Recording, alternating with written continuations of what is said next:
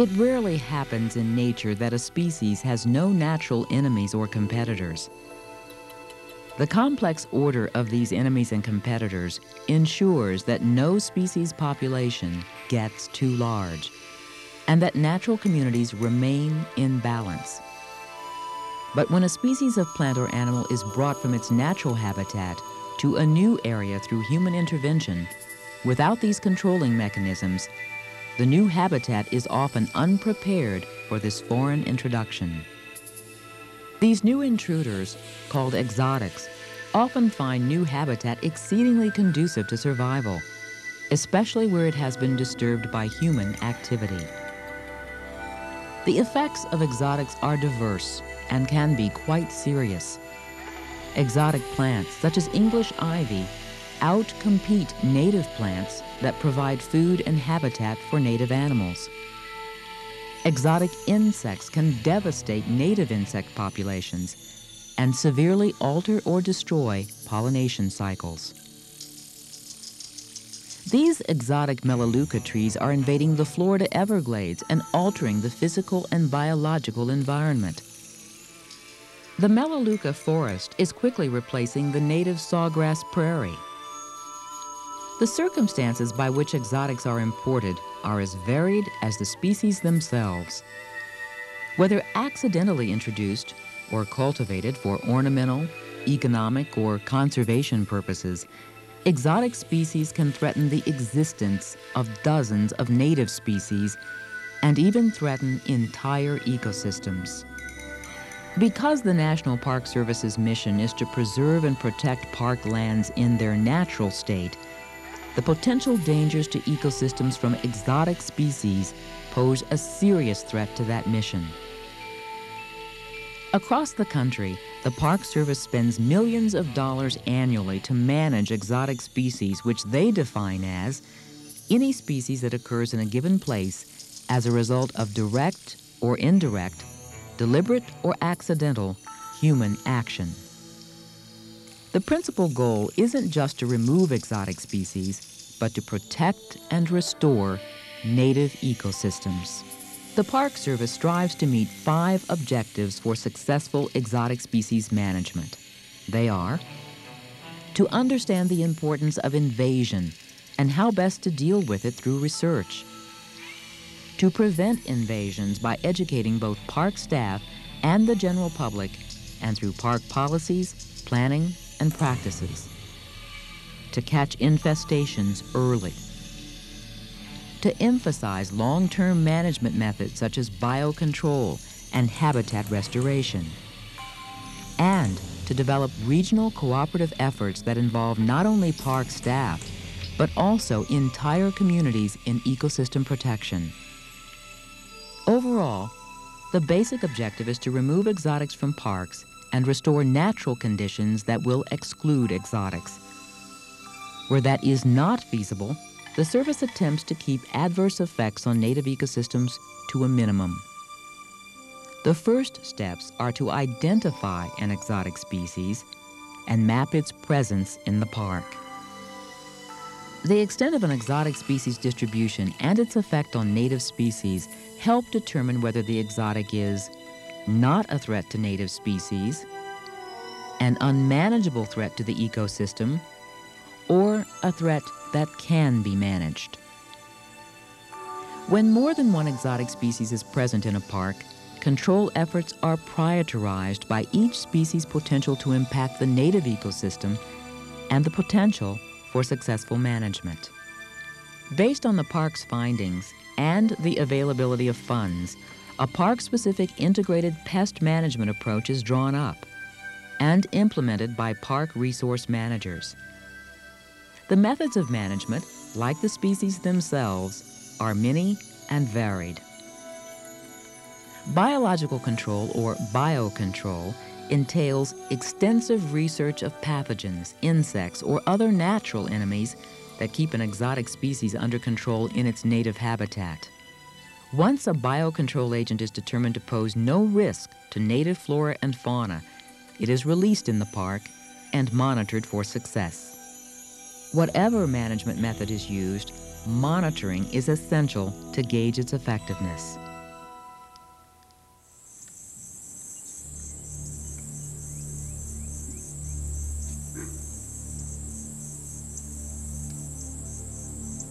Melaleuca, a native of Australia, was first brought to South Florida in the early 1900s. It was planted and cultivated as both an ornamental tree and a possible source of lumber. But South Florida's ideal climate conditions, human alteration of the environment, and the lack of any natural enemies facilitated the spread of Melaleuca. It's called the terminator of the Everglades because it has characteristics that enable it to thrive here.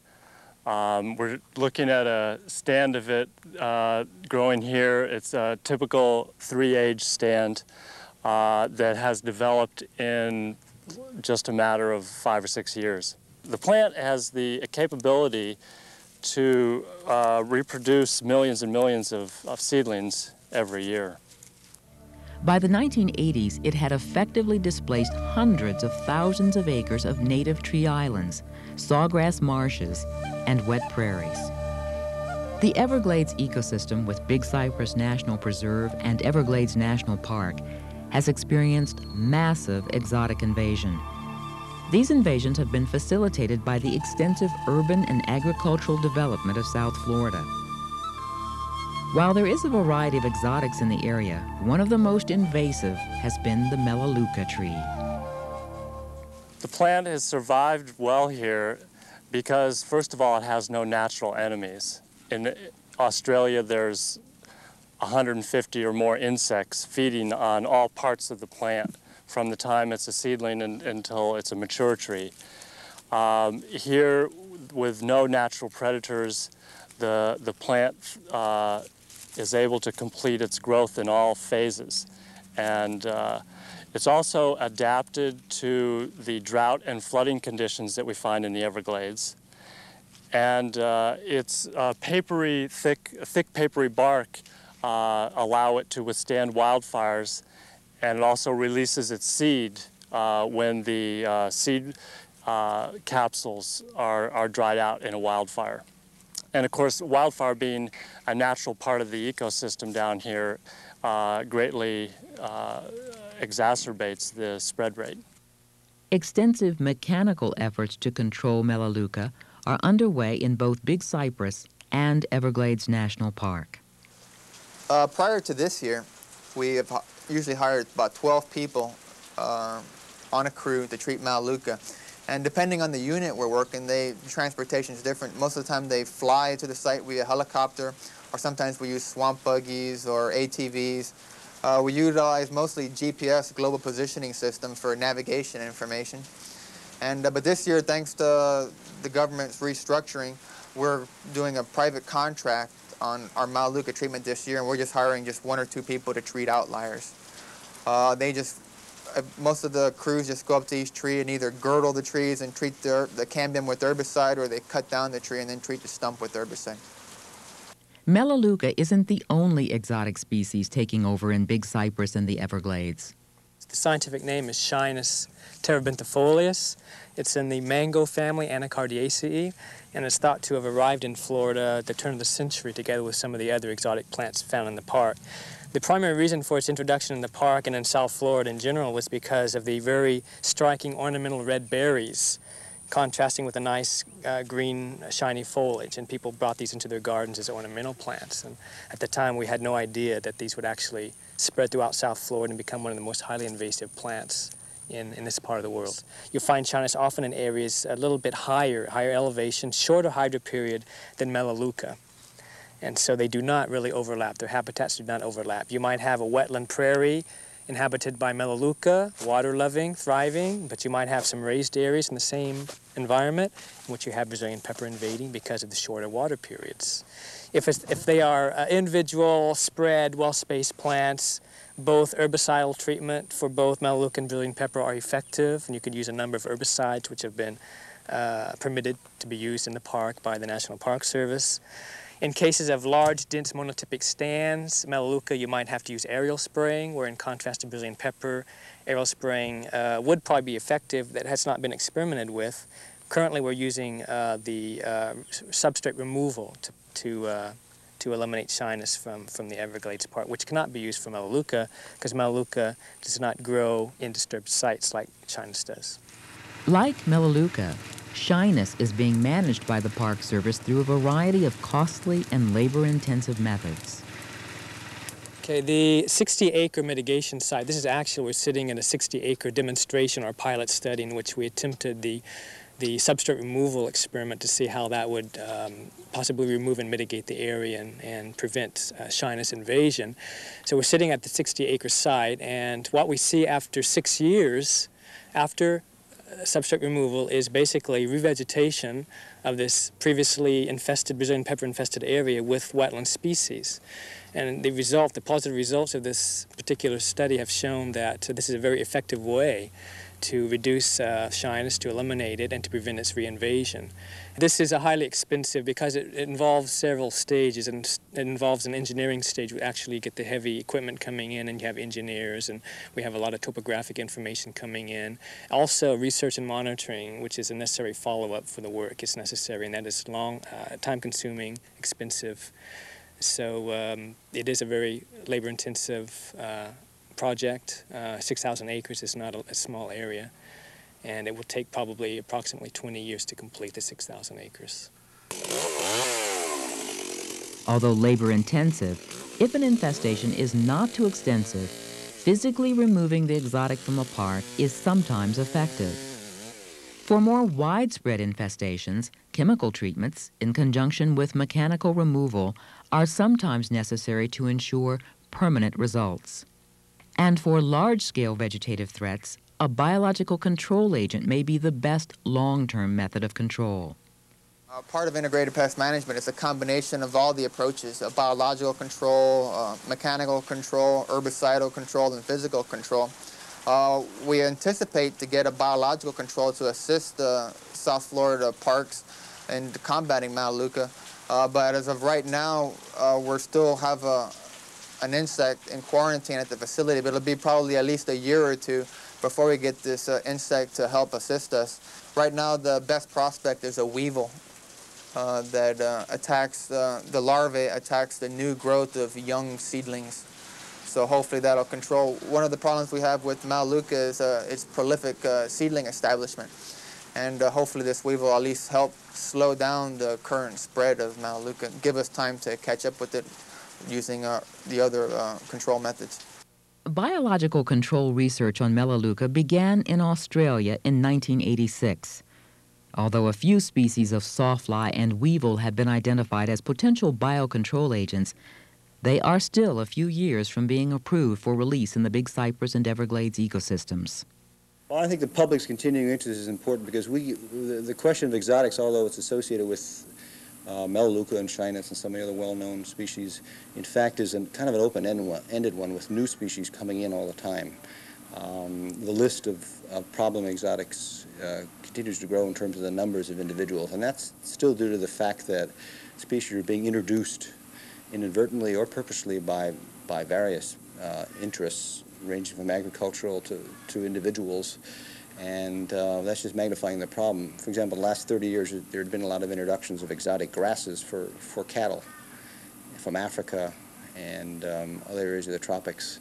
And these things have gotten loose and escaped and are causing some really major problems in some of the smaller natural areas. They're just now reaching the eastern edges of Everglades, and we're not sure whether they're going to develop into a major problem, but they've expanded incredibly rapidly over the past several decades. I mean, in contrast, shyness and Melaleuca were introduced around 1900.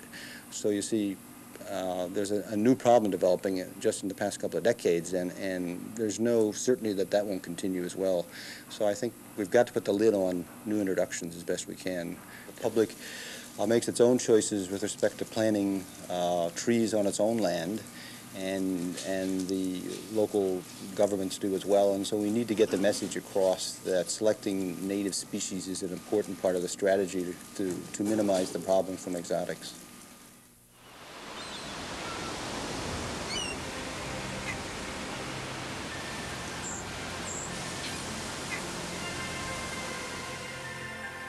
The Hawaiian Islands are the most isolated group of islands in the world, 2,500 miles from the nearest continent. Over the archipelago's 70-million-year history, natural plant and animal colonization has occurred at the rate of only one species every 70,000 years. Human colonization of Hawaii began in the 4th century AD with the arrival of the Polynesians and was accelerated drastically by the arrival of Europeans in 1778. In the brief 200 years of European settlements, hundreds of exotic species of plants and animals have been introduced, severely disrupting Hawaii's fragile ecosystem. Today, partly because of the introduction of exotic species, Hawaii is described as the extinction capital of the world. It has more endangered species of birds than the entire continental U.S. And 64% of the plant life in Hawaii is exotic. This invasion by exotic species is caused in part by the isolation of the Hawaiian ecosystems. Unlike continental ecosystems, the islands did not face the continual challenge of selective forces such as browsing and trampling by mammals, deadly diseases, and frequent fire. Nowhere does the National Park Service face a more urgent exotic species problem than in Hawaii. Before humans arrived on the scene here 1,400 years ago, there were no pigs, no deer, no sheep, no cattle, no mosquitoes, no wasps, no bees, no rodents, no mammals of any kind except a bat and a seal. And Hawaii's native species evolved in this context. And once alien species have arrived, they've been able to thrive because Hawaii species had evolved in a much simpler context without those strong selective forces. The native flora is comprised of about 1,000 species. Over 6,000 species have been introduced to Hawaii. Unlike exotic plant invasions and other national parks that involve one or two invaders, Hawaii has many plant invaders. This is the flower of kahili ginger, and this plant was introduced to Hawaii as an ornamental because of its beautiful flowers. And it was introduced to the park in the late 40s, and since then it's spread to thousands of acres of rainforest. And its impact on the rainforest is fairly subtle. It invades the understory. It doesn't immediately and directly replace trees. But in displacing the understory, it also eliminates the reproduction of trees. So eventually, when the overstory trees die, they won't be replaced, and this will become a rainforest dominated by kahili ginger. It covers thousands of acres, and it's not feasible to control it everywhere. So we've controlled this plant in special ecological areas, and we've actually done it the old-fashioned hard way. We've used picks, cut off the stalks, used picks to dig it up, and carry the stalks to other areas where the rhizomes can be dried out. Hawaiian forests are also threatened by the strawberry guava tree, introduced to Hawaii from Brazil for its fruit. It's a problem in the national park and vicinity and many other natural areas of Hawaii. And it's a threat for two reasons. It can form single species stands. It can eliminate understory plants and eliminate native plant species and homogenize and simplify the flora. It can also change the nitrogen or the nutrients in the soil. Takes atmospheric nitrogen and converts it into a fertilizer, basically, that's available to the plant. So it grows very rapidly. It grows 15 times faster than the native tree species with which it competes. Exotic plants are not the only problem invaders in Hawaii. A variety of mammals introduced, inadvertently or intentionally, contribute greatly to the depletion of native plant and animal species. Most of Hawaii has been impacted by feral pigs. Since the introduction of pigs, primarily the European species, pigs have roamed now from sea level all the way to the upper elevation, subalpine conditions, bog conditions of Hawaii. They are to the point where they're able to double their population in 4 months. There's only about 20,000 acres of the park being managed right now for feral pigs. Another 40,000 that's literally uncontrolled at this moment. And if we don't get out there soon, we may just throw in the towel literally because it'll be too unmanageable. Feral pigs, uncontrolled, together with other animals. There's feral goats, also feral cattle. The combination of these three ungulates have literally converted a forest like this into a wasteland of dead tree ferns and alien grassland. And so when we do any type of control program in this forest, we cannot just do a control maybe once every month or once every 6 months. We do very intensive control measures. We'll go out sometimes 3-4 times per week with 20 hunting dogs per outing. And our goal here is to eradicate these animals, because one, say, a pregnant sow in this area could then lead to a major problem and a major setback in our program. Because of the extensiveness of exotic invasions in Hawaii volcanoes, the park has set aside special ecological areas, SEAs, that are to be maintained in as pristine a state as possible. This is one of 12 SEAs in the park. They comprising about 30,000 acres of the 250,000 acres in the park. And we established these areas about 12 years ago because we realized that we couldn't control alien species throughout the park. We had to start somewhere. We needed a starting point and a model for managing other areas. So in SEAs, we control all the alien species that are disruptive. We control the goats and the pigs and the alien plants. We focus on rainforest primarily because it's the richest biological community in the national park.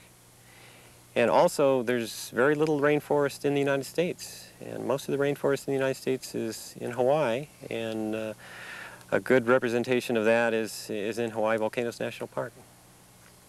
Because of the magnitude of the exotic problem in Hawaii, extensive research is needed to understand the biology of invasive plants and animals in order to carry out a more effective park-wide integrated pest management program. Special ecological areas were developed to immediately protect some of the most biologically valuable sites in the park from exotic plants and animals. They're effective because the park is able to focus intensely on one area. All disruptive exotic plants are controlled by manual, mechanical, or herbicidal means. They create quick results and are intended as models for other areas. Management of native ecosystems in Hawaii is a very costly and labor-intensive effort. And I think the primary need is, first of all, for public education. Once the public realizes the value of these ecosystems and what is being lost, the funding will come. And it also takes partnerships and an integrated approach. And in the park right now, we're attempting to manage the forest in the park and around the park through a regional approach with the neighboring landowners, with the state of Hawaii, with Bishop Estate, with even the state prison system. We need to tighten the loopholes on importation of new species to Hawaii that may become the threats of the future. Across the country, hundreds of Park Service programs are underway to manage exotic infestations. But because successful control of exotic invasions is not always as sure or as swift as needed, the National Park Service is committed to testing new and different strategies for their effectiveness, so that the health of all national parks will be maintained for future generations to enjoy.